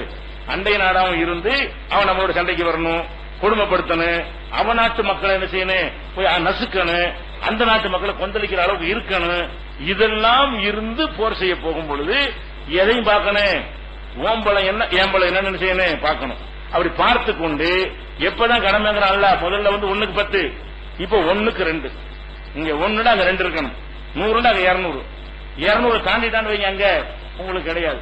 அவன் 200 இருக்குமா, நீங்க 100 குறைஞ்சிங்கன்னு வைங்க, உங்களுக்கு ஜிஹாது கிடையாது. அதுக்கு பேர் ஜிஹாதும் கிடையாது, அது கடமையும் கிடையாது, சொல்லப்போன தற்கொலை. அப்ப என்ன பண்ணனே, கொஞ்சம் அடைக்கிற வேண்டியதான். இப்ப கூட நம்ம பாக்குறோம், அரபு நாடுல பணம் இருக்கு, பயந்து சாப்பிடுறாங்க, இப்படின்னு மேலோட்டம் விமர்சனம் வந்துட்டு போயிடுறாங்க. அமெரிக்காவுக்கு பயப்படுறாங்க, அதுக்கு பயப்படுறாங்கன்னு சொல்றீங்களா இல்லையா? அப்ப அந்த பலத்தில் அப்படி இருக்கிறாங்க. அந்த பலம் என்ன இல்ல, அவனோட போட்டி போடுற அளவுக்கு சரியா இருக்கிறான். போய் அமெரிக்காவோட சண்டை போட்டு சவுதி அழிக்கிறதுக்கா இல்ல என்ன என்னத்தை எதிர்பார்க்கறாங்க? சண்டை போடுறாங்க என்ன செய்யணும்? நீ அதுக்குள்ள தயாராகு. உங்ககிட்ட இல்ல, உன்கிட்ட அந்த சொகுசும் இல்ல, ஒரு ஆயுதம் இல்ல, ஒரு குண்டை போட்டா சவுதியை காலி பண்ணிட்டு போயிருவான். அப்ப அவங்க என்ன செய்யறாங்க? ஆட்சியில் உள்ளவன் மிரட்டுறான், நொந்து போய்கிட்டு அல்லாவும் கடமையாக்கல என்று இருப்பார்களே. ஆனால் அது என்ன கிடையாது, அது கோழைத்தனம் கிடையாது. அல்லாஹ் அனுமதித்ததை செய்வது கோழை கிடையாது. அல்லாஹ் உத்தரவு போட்டு செய்யாம இருந்தா தான் கோழைத்தனம். அல்லாஹ் என்ன அனுமதிக்கிறான்? ஏங்க நாயங்களா 1-2 இருக்கிறேன், என்னை போய் யுத்தம் செய்ய மக்கள் அழிக்க சொல்லியாப்ப? மக்கள் இருக்கிறாங்க, புனித ஆலயங்கள் இருக்கிறது, எவ்வளவு விஷயங்கள் இருக்கிறது, அதையெல்லாம் என்னுடைய செயல்னால் அழிக்கணுமா? எப்ப அழிக்கணும்? எப்ப நான் இறங்கணும்? எனக்கு பாதி வரட்டும், அவன் இருக்கிற பாதி அளவுக்கு எனக்கு வரட்டும் சொல்லி இறங்க வேண்டும். அப்படி இல்லாம இறங்கணுமையானால் இப்ப சதாம் ஹுசேன் மாதிரி அவருடைய போல என்ன அமெரிக்காவுடைய இறங்கலாமா? கொஞ்சம் ஏமாத்தியமா நடிக்க அறிவு பத்தல. இந்த கிறுக்க மேலதான் போர் செஞ்சாங்க. அடக்குமுறையா இருந்தா கூட கொஞ்சம் மூளையை செலவழிச்சு நம்மள்ட்ட ஒரு விமானம் கூட இல்லாம உட்கார்ந்துட்டு இருக்கிறோம். இவங்க என்னென்னத்தையும் வச்சுட்டு இருக்கிறாங்க, இதுல போய் என்ன செய்யணும்னு சொல்லி ஒரு டெக்னிக்கா ஒரு தந்திரத்தை கையாண்டு அப்படி போய் இருந்தாலும் குற்றம் இருக்காது. அப்ப நம்ம என்ன பண்ண வீராப்புக்கா வேண்டி தலைவர்கள் ஒரு முடிவெடுத்தால் தலைவனுடைய மேட்டர், சொந்த மேட்டர், நம்ம மேட்டர். நம்ம நாட்டில் உள்ள ஒரு தலைவர் எடுக்கிற முடிவு நம்மை பாதிக்கும் என்றால் நம்ம மேட்டர் தான் அது. தலைவர்கள் எடுக்கிற முடிவு எப்படி இருக்கணும்? நம்ம மாட்டுக்கு சண்டைக்கு இழுத்து விட்டுருவோம், அவன் போய் சண்டை போடுவாங்க, முன்னு உள்ள வந்துட்டா என்ன பண்றது? சென்னையில் ஒண்ணு போடுவாங்க, மதுரையில் ஒரு குண்டை போடுவாங்க, யார் சாவுறது? நம்மள சாவுவோம். அப்ப நம்மளை பற்றி கவனித்தான முடிவு எடுக்கணும். அவன் குண்டை போட்டாலும் தடுக்கிறது கொண்டு ஏதாவது இருக்கணுமா இல்லையா? அப்படின்னா சண்டைக்கு போனோம், குண்டை போட்டான்னா அந்த குண்டு விழுவாம என்ன செய்யணும்? தடுக்கணும். அவன் 2 போட்டான்னு 1வது போடணும். படம் அப்படித்தானே, அவன் 2 போட்டான்னு செய்யணும், ஒரு குண்டு போய் வாஷிங்டன்ல விழுவணும். அந்த கப்பாசி உனக்கு இருக்குதா? அவன் டெல்லியில 1 போடுவான் என்றால் நீ என்ன செய்யணும்? திருப்பி 1 அடிக்க 2 போடட்டேன், 1க்கு ஆடி போயிடுவாங்க. ஒரு சின்ன ஒரு விஷயம் இருந்தாலும் அமெரிக்கா நடுங்கி போயிடும். அவ்வளவு கோழைகள். இந்த ஆயுத பலத்தை வச்சு மிரட்டுறானே தவிர ஒரு சின்னதா ஒரு விஷம் தருவன கவர்ன்னு அனுப்புனதுக்கு ஆடி போயிட்டாங்க. கவரையா பிரதமர் ஜனாதிபதி உடப்பான், அதுக்கு பயந்து நட்டுங்கிட்டு செக்யூரிட்டி இது பண்ணி அப்படி இப்படி அடிச்சு அப்படி பயந்தாங்க ஒளிகள் வைங்கலாம் எல்லாருமே. அப்படியான ஆட்களுக்கு என்ன செய்யணும்? அவன் 2 போட்டான்னு வைங்க, 1 போட நிறுத்திடுவாங்க. உங்க லட்சம் செத்தாலும் அவன் 5 செத்தான தாங்க. நம்ம லட்சம் பேரை சாவடிச்ச அவனுக்கு 10 செத்துச்சுன்னு வைங்க, அவ்வளவு ஆகா போச்சு, வாழ்க்கை பத்தி போச்சு, நாடி போயிடுவாங்க. அவ்வளவு மனசால் கோழைகள். இந்த மிஷினரியை வைத்துட்டு பலம் காட்டுறாங்க. மிஷின் அந்த எந்திரங்களை வைத்துக் கொண்டு ஆயுதங்களை வைத்துக் கொண்டு பயம் காட்டுறானே தவிர மனசுல பயங்கரமான கோழைகள் யாரு? உலகத்திலே கோழைகள் அமெரிக்கர்கள் ஒரு கணக்கு எடுத்திருக்கிறாங்க. அவ்வளவு பயந்தாங்க கோழைகள் அவங்க. அப்ப எதுக்கு நான் சொல்றேன்னு கேட்டா, இந்த யுத்தம் செய்வது என்பதற்கு படைபலம் அவசியங்கிறான்ல. இப்ப நம்ம என்ன செய்யணும்? அல்லாஹ் 1க்கு 2 50, அதாவது நம்ம 50 100 இருக்கணும், பாதிக்கு பாதி 1க்கு டபுள் அப்படி இருக்கணும். இப்ப என்ன பிரச்சனை கேட்டா, இப்ப நம்ம நாட்டிலே வேற ஏதாவது நாட்டில இருக்கணும் வைங்க, ஏதோ ஒரு அரசாங்கம் ஏதோ அநியாயம் பண்ணுது, ஒரு சமுதாயம் அநியாயம் பண்ணுதுன்னு போறோம்னு வைங்க. இப்ப ஏத்துக்கிட்டு என்ன செய்யறான்? நாங்களும் ஜியாது பண்ண போறோம் அப்படின்னு சில பேர் என்ன செய்யறாங்க? விலங்காத்தனமா போறாங்க. இவங்க இப்ப 2 தப்பு செய்யறாங்க. ஒண்ணு, கவர்மெண்ட் இல்ல, அந்த வகையில் இவனுக்கு தேவையற்ற வேலை, இவன் செய்யக்கூடாது. ஒரு அரசாங்கம் இருந்தது எல்லாத்தையும் பாதுகாக்கும், அவங்க கண்ட்ரோல் பண்ணுவாங்க, மக்களுக்கு பாதுகாக்க ராணுவம் இருக்கணும், பாதுகாக்க அவன் அடிக்கணும், பாதுகாக்க ராணுவம் இருக்கணும். இவன் போயிட்டு எவனையாவது கொண்டு வச்சுட்டு ஓடி போயிடுவான், போறான் வரான் அப்படி சொல்ல போட்டுருவாங்க. நடக்க போற விஷயம் என்ன? இவன் குண்டு வச்சுட்டு ஓடி, குண்டு வச்சும் ஓடி தப்பிச்சுப்பான். எப்பவுமே குண்டு வச்சாலும் சரி, அறுவாலை வெட்டுனாலும் சரி, அவன் அன்னைக்கு ஸ்பாட் நிற்பான், அவன் அப்படி ஓடி போயிருவான். அப்புறம் போலீஸ்காரன் என்ன செய்வான்? தாடி வச்சுக்கிறான், யாரும் துப்பி வச்சுக்கிறான் அப்படின்னு சொல்லி போட்டு துப்பி 2 பேர் போட்டு இவன் தான் சொல்லி முடிச்சு கதையை முடிச்சு விட்டுருவாங்க. அப்ப நீ காப்பாற்றுறவனா இருக்கணும். நீ ஒரு காரியம் செய்யறா இருந்தா மக்களை காப்பாற்றக்கூடியவனா இருக்கணும். உன் அரசாங்கம் இல்ல, எதுக்கு ஓடி ஒளிகிற? உன்ட கவர்மெண்ட் இல்ல. சரி, அது போக பலம் என்ன? அவன் என்ன வச்சுக்கிறான்? அணு ஆயுதம் வரைக்கும் வச்சுக்கிறான். எங்க ஜிகாது பண்றியோ அவன் என்ன ஜிகாதுன்னு சொல்லிட்டு இருக்கிறிய, அவன் அணு ஆயுதம் வரைக்கும் வச்சுட்டு உட்கார்ந்துட்டு இருக்கிறான். நீ கொண்டாடிய கத்தியை வச்சுட்டு ஜிகாது பண்ண போறாங்கிற. இது சம பலமா? இது உன்ட 47 துப்பாக்கியாச்சும் ஒன்று இருக்குதா? ஜிகாது பண்ண போறேன்னு கிளம்புறவன் என்ன வச்சுக்கிட்டு இருக்கிறான்? ஒண்ணுமே கிடையாது. கல்ல விட்டு எறியறாங்க ஜிகாதுன்னு சொல்லிட்டு என்ன செய்யறாங்க? அங்க துப்பாக்கி சொன்னா கல்ல விட்டு எறியதான் ஜிகாது பண்ற அளவுக்கு நம்ம இங்க நிலைமை இருக்குது. இது என்ன மேட்ரு? அறவழி போராட்டம் தான் செய்யணும். நம்ம செய்யறோமா இல்லையா? மறியல் பண்றோம், அது பண்றோம், ஏதாவது பண்றோம், கண்டிக்கிறோம். அந்த மாதிரி விஷயங்கள் தான் இங்க செய்ய முடியுமே தவிர, எவ்வளவு அடக்குமுறை இருந்தாலும் கண்டன கூட்டம் நடத்துங்க, போராட்டம் நடத்துங்க, அந்த உரிமை நம்ம நாட்டில் இருக்குது. அது மாதிரி அந்த ஜிஹாத், அது ஒரு 2ஆம் அர்த்தத்தில் உள்ள ஜிஹாத் இருக்கு இல்லையா? அது கால எல்லா பக்கமும் இருக்குது. அசத்தியவாதிகளுக்கு முன்னாடி சத்தியத்தை உரத்து சொல்வது ஒரு ஜிஹாத் தான். அப்ப அந்த ஜிஹாது என்பதுதான் நமக்கு இருக்கே தவிர, நம்மள்ட்ட ஆயுதம் இல்லாம சரிக்கு சமமான படம் இல்லாம எப்படி நம்ம ஜிஹாது, அது எப்படி ஜிஹாத் ஆகும்? இப்படி போனா என்ன ஆகும்? இப்படி நீங்க ஒரு 50 பேர் கிளம்பலான்னு வைங்க. 50 பேர் கிளம்பும் போது நம்ம இருக்கிறது 20 கோடி நம்ம சொல்லிட்டு இருக்கிறோம். அவங்க கணக்கு எப்படி 10 கோடி தான் இருக்கிறோம், 90 பேர் இருக்கிறான், 1க்கு 90 என்ன கணக்கு? எங்கே நிக்குது? அது இல்லைன்ட்டானா? இல்ல அந்த நம்பர்ல நீ இல்லையே, படை பலத்திலையும் ஆயுத பலத்திலையும் நம்ம இல்ல, நம்பர்லயும் இல்ல, என்ன ஜிஹாது பண்ற? அப்ப இதெல்லாம் சும்மா மக்களை ஏமாத்தி இதை சொன்னா வசூல் கிடைக்குங்கிறதுக்காக ஒரு கூட்டம் இறங்கி இருக்கிறாங்க. அப்படி இவங்க ஜிஹாது பண்ணனதும் கிடையாது. ஜிஹாது பண்ண போறேன்றது கலெக்ஷனுக்கு தான் இருக்குமே தவிர, குஜராத்ல கலவரம் நடக்கும்போது ஜிஹாது பண்ண போயிருக்க வேண்டியதானே? யாரா போனானா தமிழ்நாட்டில இருந்து? கேரளாவில் யாரும் போனானா? குஜராத் கலவரத்தில் போய் கேரளாவை சேர்ந்த 30 பேர் செத்தார்கள் பேப்பர்ல வந்து ஏதாச்சும் அப்போ இருக்கும். நீ அங்க போய் காப்பாற்ற போயிருக்க வேண்டியதானே? சும்மா சொல்றது கலெக்ஷன் பண்றதுக்காக வேண்டி ஜிஹாது பண்ண போறோம் நம்மளால என்ன செய்யறது? ஜிஹாது பண்ண போறாங்க. என்னங்கடா இதை ஜிஹாது இஸ்லாத்தின் பேரை கெடுக்கிறான். இஸ்லாம் சொல்லாத ஒன்றை இஸ்லாத்தின் பேரால செஞ்சா நாங்க இஸ்லாம் தாவாவுடைய மார்க்கம். இது தாவாவுடைய மார்க்கத்தில் இருந்து கொண்டு இதை செஞ்சா தாவா செய்ய முடியுமா? நீ இதை ஜிஹாதுங்கிற பேர்ல வன்முறையில் இறங்கி விட்டு நீ இஸ்லாத்துக்கு வாங்க செருப்பால் அடிச்சுட்டு வாங்க சாப்பிடுங்க சாப்பிடுவானா? நான் கேட்கிறேன், செருப்பால் ஒருத்தர் அடிச்சுட்டு சாப்பிடுன்னா சாப்பிடுவானா? சாப்பிட மாட்டான். நீ என்ன பண்ற? அறுவலை வெட்டுங்க சோறு நீங்க வாங்கன்னா எப்படி? இது இஸ்லாத்துக்கு வாங்கினா எப்படி? எதுக்கு வெட்டுறதுக்கா? வெட்டு வாங்குறதுக்கா? கேட்க மாட்டான் அவன். இது தாவா செய்யக்கூடிய மார்க்கம். இது எல்லாரும் வாங்கன்னு கூப்பிடக்கூடிய மார்க்கம். இப்படியான மார்க்கத்தில் அவனை போய் வெட்டி இவனை போய் கொல்லுன்னு எப்படி சொல்ல முடியும்? நம்ம கூப்பிடாத மார்க்கமா இருந்தா அவன் இப்படி வருவான் முதல்ல. இப்ப ரசூல் ஸல்லல்லாஹு அலைஹி வஸல்லம் அப்படி ஒரு கான்செப்ட் வச்சிருந்தார்களே, ஆனால் இஸ்லாத்துக்கு வந்திருப்பானா? உங்களை எல்லாம் வெட்டி கொள்றது என் வேலை டிக்ளேர் பண்ணிட்டு இஸ்லாத்துக்கு வாங்கன்னு கூப்பிட்டா அந்த இஸ்லாத்துல அந்த அர்த்தம் இருந்தா அதான் அர்த்தம். இங்க சொல்ற அர்த்தமா இருந்தா எல்லாத்தையும் வெட்டி கொள்ள போறேன், எல்லாத்தையும் இஸ்லாத்துக்கு வா இவன் அவனாச்சும் வருவானா? அப்ப வளர்ந்துச்சு. யாரிடத்தில் ரசூலுல்லாஹ் பிரச்சாரம் பண்ணி இந்த குர்ஆனை கொண்டு வாசித்தார்களோ அந்த மக்கள் இஸ்லாத்தை ஏற்றாங்களே. ஏன் ஏத்தாங்க? இந்த அர்த்தம் இல்ல, அதனால ஏத்தாங்க. பெற்றவெல்லாம் சொல்லல இஸ்லாத்துல, போருக்கு தான் சொல்லுது. கவர்மெண்ட்டுக்கு சொன்ன கட்டளை, பொதுமக்கள் அந்த கட்டளை இல்ல, இதனால நம்ம மக்களுக்கு அமைதி ஏற்படும், இந்த மார்க்க தேவையில்லைன்னு சொல்லி ஏத்துக்கிட்டாங்க. எல்லா பகுதியிலும் போய் ஏத்துக்கிட்டாங்களா இல்லையா? ஏத்துக்கொண்டதுக்கு காரணம் என்ன? இந்த மார்க்க அதை சொல்லல என்று வாழ்ந்தாங்களா அந்த காலத்து அவங்களுக்கு தான் தெரியும். வன்முறையை தூண்டுதா, வெட்டுதா, கொள்ளுதா யாருக்கு தெரியும்? நல்லா ரசூல் ஸல்லல்லாஹு அலைஹி வஸல்லம் காலத்துல வாழ்ந்தவங்களுக்கு தெரியும். அவங்க அப்படி நினைத்திருந்து இப்படி நடந்திருந்தால் இஸ்லாம் வளர்ந்திருக்குமா? மக்கா மதீனா கூட பினிஷ் ஆயிருக்கும். மதீனாவை தாண்டி எங்கேயும் போயிருக்காது. ஏன்? முன்னாடி இந்த ஆள் வெட்டி கொள்றாரு, வெட்ட சொல்றாரு, இவர் அழிச்சே தீரணும், நம்மளெல்லாம் வெட்டுறது கொள்கையா வச்சிருக்கிறாரு, நம்ம அப்ப மாட்டேன் கொண்டு விட்டு நம்ம இஸ்லாத்துக்கு கூப்பிடுறாரு இவரு, அப்படி சொல்ல மாட்டாங்களா? அப்ப இது எல்லாமே போருக்கு உள்ளது. போர் ஒரு ராஜாங்கம் கவர்மெண்ட்ங்கிற வகையில வரும்போது நாட்டுடைய ராணுவத்தை கரெக்டா வச்சிருக்கிறாரு, வீரர்னு பேசிக்கிறாங்க. இப்படி செஞ்சா ஒரு அரசாங்கம் போய் சண்டை போடுறது யாராவது தீவிரவாதம் சொல்லுவாங்களா? இந்தியா பாகிஸ்தானை ஒட்டிச்சு கிட்டிச்சு ஜெயிச்சு என்ன செய்வோம்? பயங்கரவாதிகள் உள்ள ஆயுதத்தை அப்படியே நம்ம சொல்லுவோம்.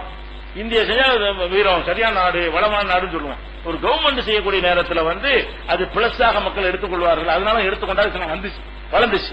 இந்த மாதிரியான செயலை ரசூலுல்லாஹ் செஞ்சு இருப்பார்களே, ஆனால் அதோட முடிஞ்சு போயிருங்க. யாருமே வந்திருக்க மாட்டாங்க. ரசூல் ஸல்லல்லாஹு அலைஹி வஸல்லம் மக்காவுல இருக்கும்போதே 4 பேரை போட்டு தள்ளினாங்கன்னு வைங்க, யாராச்சும் வந்திருப்பாங்கன்னு நினைக்கிறீங்களா? 4 பேரை போட்டு அடிக்கிறான் ஒதுக்கிறாங்க அடிக்கிறீங்களா? நான் தலை சீவுறேன் அப்படின்னு எப்படி அந்த மக்கள் வந்திருப்பாங்க? வெறுப்பு தான் வரும். இன்பனை விடக்கூடாதுன்னு இப்படி கண்டினியூவா சங்கிலி தொடரா பழிக்கு பழி ஓடிக்கிட்டே இருக்குமே தவிர அங்க தாவா நடக்கவே செய்யாது. அப்ப இது ஒரு தப்பாக என்ன செய்யறாங்க? மக்கள்கிட்ட சித்தரிக்கிறாங்க. ஜிஹாது இருக்கிற வசனங்கள்லாம் காட்டுவார்கள். இருக்கு, நீங்க நான் சொன்னதுக்கு மேல் நிறைய இருக்கிறது, நிறைய ஹதீஸ்கள் இருக்கிறது. எது ஜிஹாத் டாபிக்? ஜிஹாது செய்ய சொல்லி கடமை என்று வருது, கட்டாயம் என்று வருது, அதெல்லாம் யாரும் மறுக்க முடியாது. ஜிஹாதை மறுத்த முஸ்லீமா இருக்க முடியாது. அல்லாஹ்வுடைய வசனத்தில் உள்ள எவன் மறுக்க முடியும்? அது என்னப்பா ஜிஹாது, யாருப்பா செய்யணும்? அதுதான் பிரச்சனை. இது ஒரு விஷயமாச்சா. அடுத்து என்ன செய்யறான்னு கேட்டா, இன்னொரு இடத்துல சொல்றான், நீங்க போர் செய்யறதா இருந்தா பலம் இருக்கும். போர் செய்யறதா இருந்தா என்ன செய்யணும்? அவங்க உங்களை பற்றி பயப்படும் அளவில் உங்களுடைய பலத்தை அதிகரிக்கணும். ஒரு அரசாங்கம் இருக்குது, ஒரு அரசாங்கத்தில் 1 லட்சம் பேர் ராணுவத்தில் இருக்கிறாங்க. பக்கத்து நாட்டுடைய ராணுவத்தில் கம்மியா இருக்கு, 50,000 பேர் இருக்கிறாங்க. இவன்ட்ட 1 லட்சம் இருக்குது, நாடு இருக்குது, நம்பர் 1 லட்சம் ராணுவத்தில். இங்க எதிர் நாட்டை பாத்தீங்கன்னா 50,000 தான் இருக்கிறான். ஆனா அவங்ககிட்ட அணு ஆயுதம் இருக்குது, அவங்ககிட்ட அணுகுண்டு இருக்குது, அவங்ககிட்ட பீரங்கி இருக்கிறது, அவங்ககிட்ட விமான நாய் கப்பல் இருக்கிறது, நீர்மூழ்கி கப்பல் இருக்கிறது, மேல இருந்து குண்டு போடக்கூடிய விமானங்கள் இருக்கிறது, ஆள் இல்லாத விமானம் குண்டு போடக்கூடிய விமானம் இருக்கிறது, உழவு பார்க்கிற விமானம் இருக்கிறது. இவங்ககிட்ட கத்தியும் அருவாள் தான் இருக்குது. இப்ப கடமையாகுமா? நம்பருக்கு கூடத்தான். நம்பர் 1 லட்சம், அங்க 50,000, அப்பவும் ஒரு கடமையாகாது. நம்பர்ல கரெக்டா இருக்கிறோம், பலத்தில் குறைஞ்சிட்டு வைங்க. நல்லா சொல்லி காட்டுகிறான், உங்களுக்கு இயன்ற அளவுக்கு அரசாங்கத்தில் பலத்தை தயாரித்துக் கொள்ளுங்கள், அதிகரித்துக் கொள்ளுங்கள். ஒமின் ரிபாத்தில் கைலி, குதிரை படைகளை அந்த காலத்தில் அதான் சொல்ல முடியும். பீரங்கி விமானம் வழங்காத காலத்து மக்களுக்கு அந்த காலத்தில் இன்னும் அதில் சொல்லி காட்டுறோம். குதிரை படைகளை தயாரித்துக் கொள்ளுங்கள். துர்ஹிபூன பிஹி அதுவல்லாஹி அதுவக்கும், அல்லாஹ்வுடைய எதிரிகளையும் உங்கள் எதிரிகளையும் அதை கொண்டு நீங்கள் பயமுறுத்தும் அளவுக்கு தயாரித்துக் கொள்ளுங்கள். யுத்தத்துக்கு முன்னாடி என்ன இருக்குன்னு மோதுனா அவ்வளவுதான், அவன் வச்சிருக்கிறான், அவனு திருப்பி அடிப்பான் என்ற அளவுக்கு தயாரித்துக் கொள்ளுங்க என்ன செய்யறான், கட்டளை எடுக்கிறான். தயாரிக்காத நாட்டுக்கு கடமையாகுமா? அப்படி தயாரிக்காத நாட்டுக்கு நம்பரே ஜாஸ்தியா இருக்கிறது. அப்ப இந்தியா மாதிரி 100 கோடி மக்கள் வாழ்றான், ஒரு ஆயுதமும் இல்ல, ஒரு பலமும் இல்ல, வல்லரசுகளோட மோதவும் முடியல. அப்ப அவனுக்கு கடமையாம ஆகாதீங்க, இது செய்யலாம. இவன் இது இல்லாம செய்ய 3வது தவறா போயிடும். பலம் ஆள் எண்ணிக்கையும் கரெக்டா இருக்க வேண்டும், பிளஸ் ஆயுதங்களும் போதுமான இருக்கணும். அன்னைக்கு குதிரை எல்லாம் சொல்லி காட்டுறான், இன்னைக்கு என்ன இருக்கணும், கப்பல், விமானம், இந்த மாதிரி ராக்கெட்டு, இது மாதிரி பல விஷயங்கள் என்ன செய்யணும் இருக்க வேண்டும்.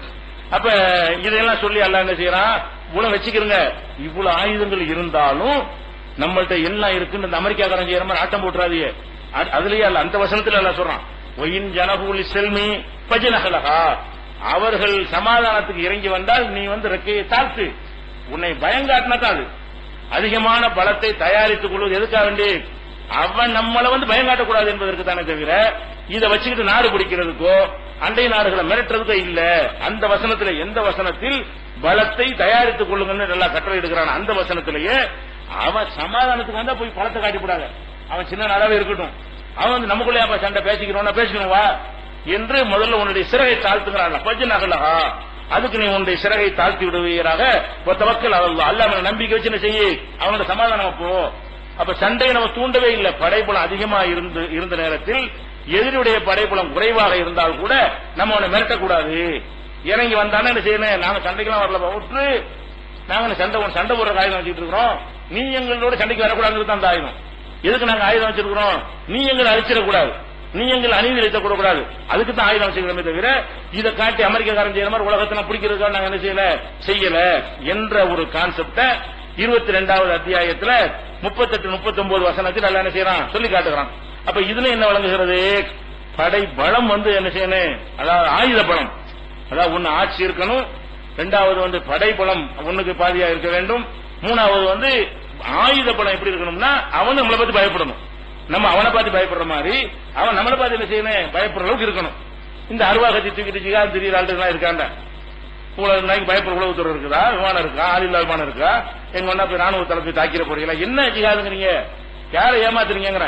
அப்ப இஸ்லாத்திற்கு கெட்ட பெயர் ஏற்படுத்து இந்த மாதிரியான காரியங்களால் இதெல்லாம் இல்லாம இருந்தா இஸ்லாம் எங்கே வளர்ந்திருக்கும்.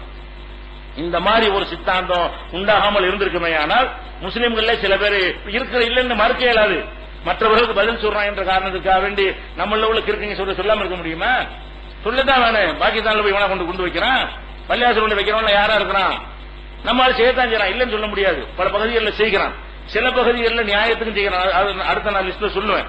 சில பகுதிகளில் கிறுக்குத்தனமா செய்கிறான், ஜிகாதுங்கிற பேர்ல செய்கிறான். அப்ப இந்த மாதிரியான விஷயங்கள் செய்தார்களே, ஆனால் அதுக்கு என்ன இல்ல, மார்க்கத்தில் அதுக்கு ஜிகாது கிடையாது. அடுத்து என்ன 3வது விஷயம் என்னன்னு கேட்டா, நமக்கு அநீதி இழைக்கப்படணும், அது ஒரு முக்கியமான சருத்து சொல்லியாச்சு. அல்லாஹ் என்ன செய்யறான்னு கேட்டா, உதினல் இல்லதீன யுகாத்திலூன பிஅன்னஹும் ஸுலிமூ, அநீதி இழைக்கப்பட்டார்கள் என்ற காரணத்திற்காகத்தான் போர் செய்ய அனுமதி அளிக்கப்படுகிறது சொல்றோம். போர் செய்ய எதுக்குன்னு கேட்டா, படை இருக்குங்கிறதுக்காக போர் இல்ல, உன் மீது அநியாயம் செய்யப்பட்டிருக்கிறது, அதுக்குத்தான் போர். அன்னல்லாஹ அலா நஸ்ரிஹிம் லகதீர், நான் உங்களுக்கு உதவி செய்வேன் என்ற அடிப்படையில் இந்த போரை நான் அனுமதிச்சிருக்கிறேன். என்ன மாதிரி அநீதி இழைக்கப்பட்டார்கள், அல்லதீன உக்ரிஜூ மின் தியாரிஹிம் பிகைரி ஹக்கின், நியாயமற்ற முறையிலே சொந்த நாட்டை விட்டு விரட்டப்பட்டார்கள், அவங்களுக்கு அனுமதி இருக்கிறது.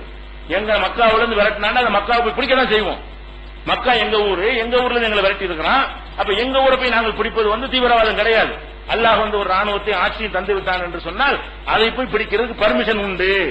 ஏன், அங்கதான் நம்ம பிறந்தோம், மக்காவாசின்னு வச்சு அந்த காலத்துல இருந்து பேசுறேன், ரசூல் ஸல்லல்லாஹு அலைஹி வஸல்லம் அங்கதானே பிறந்தாங்க, அங்கதானே வாழ்ந்தாங்க, சஹாபாக்கள் அங்கதானே இருந்தாங்க, அவங்க சொந்த ஊர் தானே, அங்க இருந்து விரட்டி அடிச்சான்னு சொன்னா விரட்டின இடத்துக்கு போய்த்தானே அவனே, எங்க இடத்துல நீ விரட்டி அடிச்சானா ஒரு நேரத்தில் நாங்க பலத்தை திரட்டி கொண்டு பிடிக்கத்தான் செய்வோம்.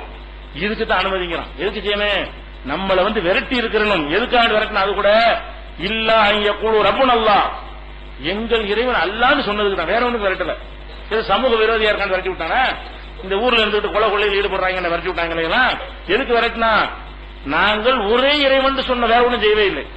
அவனுக்கு எங்களுக்கு உள்ள மாச்சரியம் எதுல இருந்துச்சு, ஒரு கடவுளா பல கடவுளா, கல்லு கடவுளா படைத்தவன் கடவுளா, நீ படைத்துக் கொண்டது கடவுளா, உன்னை படைத்தவன் கடவுளா, அதனால சர்ச்சை இருந்துச்சு. அந்த சர்ச்சைக்காகத்தான் இந்த அடக்குமுறை செய்யறான். ஐயக்குழு ரப்பன் அல்லாஹ், எங்கள் இறைவன் அல்லாஹ் என்று சொன்ன காரணத்திற்காக வேண்டி விரட்டப்பட்டார்களே, அவர்களுக்கு போர் செய்ய அனுமதி இருக்கிறது. அப்ப உங்களை ஒரு நாட்டில் இங்க இருந்து என்ன செய்யறாங்க, நம்மள ஒரு முஸ்லீம்களை இங்க இருந்து என்ன செய்யறான், 1 கோடி பேரை ஓடுற நாட்டு விட்டு பேச்சு வச்சுக்கிறோம், 20 கோடி பேர் எங்கிட்ட ஓடுங்கிறான்.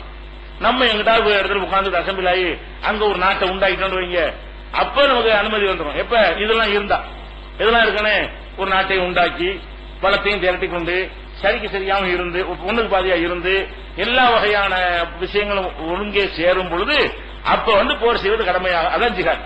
அப்ப ஜிஹாது என்று இஸ்லாம் என்ன சொல்லுது என்பதையே முஸ்லீம்கள் அதிகமான பேர் விளங்காமல் இருக்கிற காரணத்தினால, விளங்கினா பதில் கொடுப்போமா இல்லையா? இந்த பதில் நம்ம கொடுக்கறதுக்கு விளங்கி வச்சிருக்கிறோமா? நம்மளே விளங்காம இருக்கிற காரணத்தினாலையும், அவர்கள் கேட்கும் பொழுது அப்படி தலை குனிஞ்சிட்டு போய் வெக்கி தலை குனிகிற மாதிரி போற காரணத்தினாலையும் இதையே திருப்பி திருப்பி சொல்லிக் கொண்டிருக்கிறார். இஸ்லாம் தீவிரவாதம், இஸ்லாம் பயங்கரவாதம், இஸ்லாம் கொள்ள சொல்லு வெட்ட சொல்லுது, கொள்ளுங்க வெட்டுங்கன்னு வரும்ல, அந்த வசனத்தை எடுத்துக்கிறாங்க. கண்ட இடத்தில் வெட்டுங்கள், குர்ஆன்ல பாதி துண்டு மட்டும் கண்ட இடத்தில் வெட்டுங்கள் எங்க இருக்குது? கண்ட இடத்தில் வெட்டுங்கள் எப்ப சொன்னது? இப்ப உதாரணமா எடுத்துக்கிறங்க, மன்மோகன் சிங் பிரதமரா இருக்காரு, இந்தியாவுக்கும் பாகிஸ்தானுக்கும் சண்டை, ராணுவ தளபதிகள் போய் சண்டைக்கு போக போறாங்க. இவர் ஸ்பாட்ல போய் அவங்க உரையாற்றுறாரு. என்ன சொல்றாரு? நீங்க போகும்போது கண்ட இடத்தில் வெட்ட வேண்டும். இதை சொல்லிட்டோன்னு செய்யறது, மன்மோகன் சிங் கண்ட இடத்தில் வெட்ட சொன்னான்னு இருக்கிறதா? எங்க சொன்னாரு, யாருக்கு சொன்னாரு, யாரை வெட்ட சொன்னாரு, எதுக்கு வெட்ட சொன்னாரு கரெக்டா இருக்கு. சொன்னது சரிதான். போருக்கு அனுப்புறாள் சொல்லித்தான் அனுப்புவோம். போருக்கு போறாள்கிட்ட நீங்க எல்லாம் போகிறீர்கள், ஆளுக்கு ஒரு மாலை வாங்கி கொண்டு எதிரிகளுக்கு போட்டு வரவேற்பு கொடுங்க சொல்லுவாரு. அப்படி சொன்னா பிரதமரா இருக்கு ஆயக்காம, பிரதமரா இருக்கிற என்ன செய்யணும், அது என்ன செய்யணும் அத்தனை செய்யணும். நாட்டு மக்களை காப்பாற்றணும் என்றால் அவருடைய சோல்ஜர்களுக்கு, அவருடைய வீரர்களுக்கு என்ன கட்டளை தானே, கண்ட இடத்தில் வெட்டுங்கள். இது யாருக்கு சொன்னது? போர்க்களம். கண்ட இடத்தில் வெட்டுங்கள் வசனத்தில முன்னாடியும் பின்னாடியும் படிச்சா என்ன சொல்லு தெரிஞ்சிடும். இவங்க என்ன செய்யறாங்க, இந்துக்கள் வெட்டுகிறது. இந்த அங்க இருந்தா சவுதி அரேபியா, இந்துவா இருந்தா சவுதி அரேபியாவில், இவங்க அங்க இருந்தா இவன் என்ன செய்யறான், எப்படி மக்கள்கிட்ட கிளப்புறான், இந்துக்கள் வெட்டு சொல்லி குர்ஆன்ல இருக்குது அப்படின்னு சொல்லி இந்த 2-3 வசனத்தை போடு. அப்ப தமிழாக்க பண்ணி அவர்களை கண்ட இடத்தில் வெட்டுங்கள் இருக்கும்ல, அவர்களையும் போட்டு பிராக்கெட்ல இந்துக்களையும் சேர்த்துக்கிறான். அவர்களை கண்ட இடத்தில் வெட்டுகள் குர்ஆன்ல இருந்தா அவர்களை பிராக்கெட்ல இந்துக்களை கண்ட இடத்தில் வெட்டுங்கள். பாத்தீங்களா, இதான் இங்க வேதம் இப்படி எல்லாம் சொல்றாங்க. அது எங்க சொன்னது? முழுசாப்படி மேல இருந்து கீழ வரைக்கும் ஒளிச்சு ரகசியமா உடனே மாதிரி கள்ள வேலையா பார்த்துட்டு இருக்கிறோம். குர்ஆன் ஓப்பன் இதை பாத்துக்க, எல்லாரும் படிக்கிற இடம், அதுல சொன்ன விஷயம் தான் காட்டுற, முழுசா காட்டு. என்ன ரகசிய ஆவணத்தை கண்டுபிடிச்ச மாதிரி பேசுற? குர்ஆன் ஓப்பனா இருக்கப்பா, எல்லா முன்னிலையும் கிடைக்குது, யார் வேணாலும் தருவோமா, கூப்பிட்டு தர்றமே. இப்படி உன்னை கண்ட இடத்துல வெட்டுன்னு இருந்தா அவன்கிட்ட கூப்பிட்டு தருவோமா? இந்துக்களை நான் வெட்டுன்னு ஒரு வசனம் இருந்தா அவன்கிட்ட நம்ம கொடுப்போமா? நம்ம கொடுப்பதை எதை காட்டுகிறது? அந்த அர்த்தம் இல்லைன்னு காட்டுது. அவனை வெற்ற ஒரு செய்தியை புனிதம் அவன்கிட்ட கொண்டு கொடுக்க முடியுமா? உன்னை படிங்கிறோம், நாங்க தர்றோம், கூப்பிட்டு அழைச்சி வச்சு தர்றோம், இங்கிலீஷ்ல வேணுமா வாங்கிக்கிறோம், தமிழ்ல வேணுமா வாங்கிக்கிறோம், ஹிந்தியில வேணுமா வாங்கிக்கணும் சொல்றோம், உன்னை கூப்பிட்டு தர்றோம்ப்பா. அதுல என்ன வழங்குது? அந்த அர்த்தம் இல்ல. என்ன இருக்குது? காத்திலும் அதுக்கு முந்தின வசனம், இந்த கண்ட இடத்தில் வெட்டுங்கிறான்ல, அதுக்கு முந்தி எப்படி வருதுன்னா, காத்திலு ஃபீ சபீலில்லாஹி அல்லதீன யுகாத்திலூனகும், உங்களோடு சண்டைக்கு வருகிறாங்களே அவங்களோடு இங்க சண்டை செய்யுங்கள். வலா தாத்தது, அதுலயும் வரம்பு மீறாதீர்கள். இன்னல்லாஹ லா யுஹிப்புல் முஅ்ததீன், வரம்பு மீறவங்க அல்லாஹ் விரும்ப மாட்டான் அப்படின்னு சொல்லிட்டு பக்துலஹும் ஆயிசக்கிது, கண்ட இடத்தில் வெட்டுங்கள் அவர்களை வருது. யாரு அவர்கள்? யாருப்ப? உங்களோடு யுத்தத்திற்கு வருகிறார்கள் என்று ஆரம்பிக்குது. யுத்தத்துக்கு வர்றவன கண்ட இடத்துல விட்டவன் என்ன செய்வாங்கன்னு கேட்டான். வேற யாருதான் என்ன செய்வா? எந்த நாடு தான் என்ன செய்யும்? உலகத்தில் உள்ள எல்லா நாடுகளும், எல்லா ராணுவமும், எல்லா அரசாங்கமும் எந்த நிலைப்பாட்டை எடுக்கும் அந்த நிலைப்பாட்டை குர்ஆன் சொல்லுகிறது. நீங்க அந்த ஒரு துண்டை மட்டும் எடுத்துக்கொண்டு பேசினா எப்படி நியாயமாகும்? குர்ஆன் என்ன சொல்லல, குர்ஆன்ல இருந்து வழங்கி சொல்லணுமா இல்லையா? அது போர்க்களத்தில் இறங்கின வசனம். போர்க்களத்தில் இறங்கும் பொழுது போர்க்களத்தில் ஈடுபட்டிருக்கிற ராணுவ வீரர்களுக்கு அவர்களை வெட்டுங்கள்னு சொல்றோம். அதைத்தான் சொல்லுவோம். எல்லா தளபதியும் தானே சொல்லுவாங்க.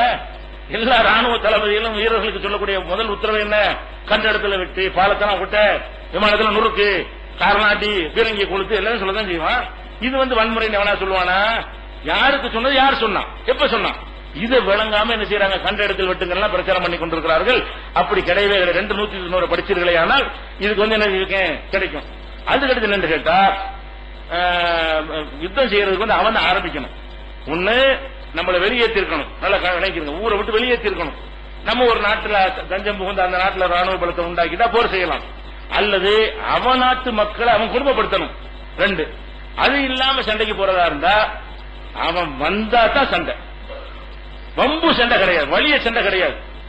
அவன் வந்தானே இருக்கும், சண்டை போடணுமே தவிர. அல்லாஹ் சொல்லி காட்டுறான், ஒஹும் பதவுக்கும் அவ்வளவு மர்றா, அவர்களே யுத்தத்தை ஆரம்பித்திருக்கும் பொழுது எப்படி போர் செய்யாமல் இருக்கிறீங்களா கேட்கிறான்.